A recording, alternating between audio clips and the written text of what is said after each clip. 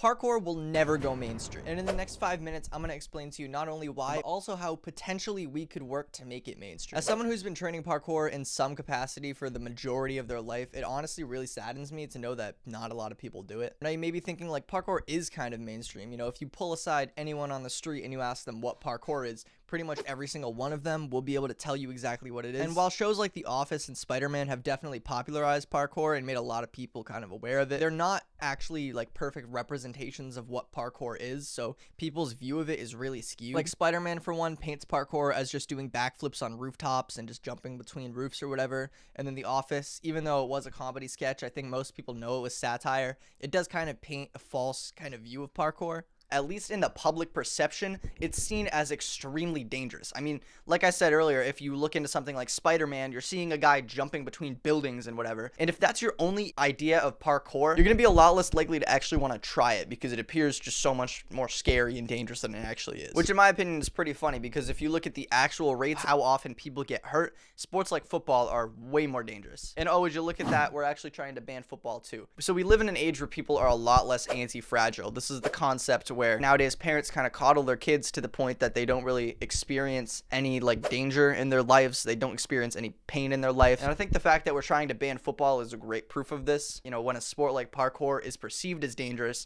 no one's going to want to sign up their kid for that. And my point is the mainstream representation of parkour is not really accurate to what it actually is. And it doesn't really go into the values and lifestyle of doing parkour because parkour really is a lifestyle. To explain that to you, I'm going to explain kind of how it started. Starting in France, being taught in the military, parkour unsurprisingly derives a ton of its culture from just that, the military. Through training parkour and going to parkour school, you're taught the value of hard work and dedication and discipline and learning to achieve your like new goals. To make that jump, you're just gonna have to keep trying at it. And if you can't get it today, you're gonna go home, you're gonna train, you're gonna keep on trying and trying again until either your legs are strong enough or until your technique has been perfected enough. Additionally, parkour values longevity. If you've been to any parkour school or class, then you'll absolutely know what I'm talking about here. Before any class, they'll usually make you do physical conditioning for like 10 to 15 minutes, and this is taught as a habit that you should practice pretty much every single time before you train. Make a habit of stretching every single day, not just before you practice, and your life will be so much better in a year. Looking into the actual moves of parkour, we can find the shoulder roll. To the uninitiated, this may not seem all that interesting, but it is hands down the most important skill that you can learn in parkour. It does this to break your fall by dispersing the impact over your entire body rather than absorbing it all into your knees and ankles. It'll also slow down the physical wear and tear that parkour inevitably will have on your body. If you're on a sidewalk and you trip and fall, if you've been doing parkour, then it's a habit that you'll just instantly snap right into a shoulder roll and you'll be fine. So to circle this back to the point, what do these even have to do with parkour going mainstream? Because parkour shares a ton of the same values with a lot of the different martial arts systems.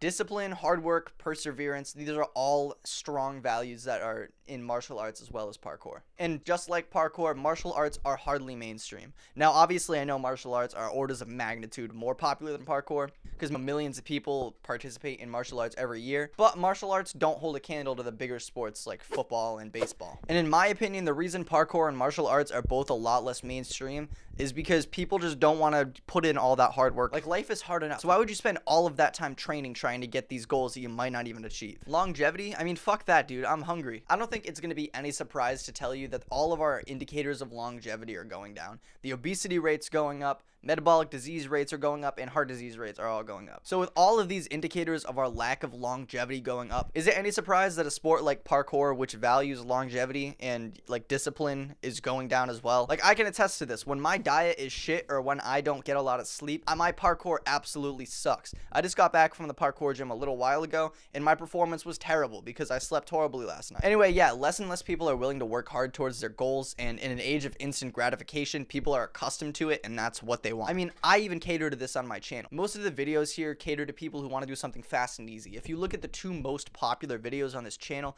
they're 5 easy flips that anyone can do and then impress your friends with these 5 easy flips. That being said, I do think this is a good thing because by roping people in with the promise of small amounts of effort into training, you make them realize that nothing worth having actually comes easy. And if they watch a video like that with the 5 easy flips, the truth is, no flips are actually easy. They'll learn the kind of feeling of putting in a ton of effort and achieving a goal that you've been going for. And that's where the addiction to flips starts, which I personally have experienced a ton. And that right there is how you get people into doing parkour.